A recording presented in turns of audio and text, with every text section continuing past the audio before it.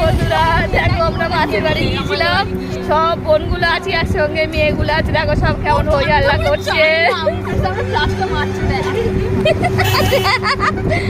ওই একটা হাই বল, hi hello বল দিদি, হাই বল। মুখটা ঘুরাচ্ছিস কেন? ঘুম পাচ্ছে। সামনে কে আছিস? সামনে একটু হাই হ্যালো বল। মল্লিক আছে,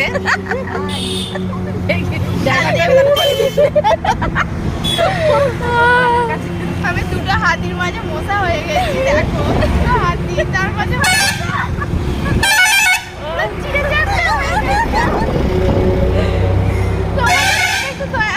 আমাকে বলো।